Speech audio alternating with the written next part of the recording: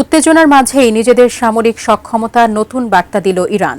মাটির গভীরে নির্মিত নতুন মিসাইল ঘাঁটির ভিডিও প্রকাশ করেছে তেহরান। এই পদক্ষেপকে শক্তি প্রদর্শন বলছেন বিশ্লেষকরা, আর এতে বাড়ছে আঞ্চলিক উদ্বেগ। বিস্তারিত জানাচ্ছেন মিরাজ হোসাইন।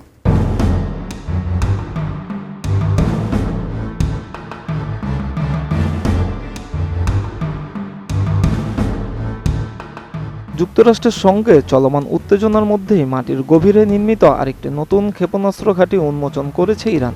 বুধবার ইরানের শক্তিশালী ইসলামিক বিপ্লবী গার্ড আনুষ্ঠানিকভাবে এই গোপন ঘাঁটির তথ্য প্রকাশ করে।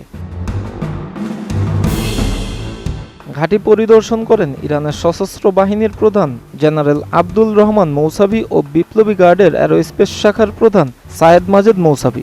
সেখানে তারা ক্ষেপণাস্ত্র ব্যবস্থাপনা, প্রস্তুতি ও সামরিক সক্ষমতা পর্যবেক্ষণ করেন। একই সঙ্গে শীর্ষ সামরিক কমান্ডারদের ব্রিফিং দেন তারা। আমি বুঝি নির্মাণের শিল্প, সালাম স্টিল বোঝে durability. Salam steel, most durable still.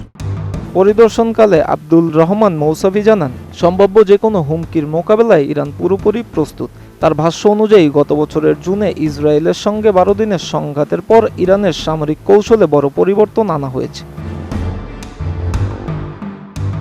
প্রতিরক্ষামূলক অবস্থান থেকে সরে এসে এখন আক্রমণাত্মক ও দ্রুত প্রতিক্রিয়াশীল কৌশল গ্রহণ করা হয়েছে। অসম যুদ্ধের কৌশল ব্যবহার করে প্রতিপক্ষের সামরিক শক্তিকে নিষ্ক্রিয় করাই এখন মূল লক্ষ্য।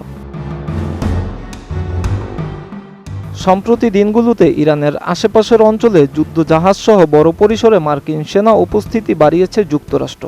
যদিও একই সময়ে দুই দেশ আলোচনায় বসার সিদ্ধান্ত নিয়েছে। তবে কূটনৈতিক সমাধান যদি ব্যর্থ হয়, তাহলে সামরিক সংঘাতের আশঙ্কাও উড়িয়ে দেওয়া যাচ্ছে না।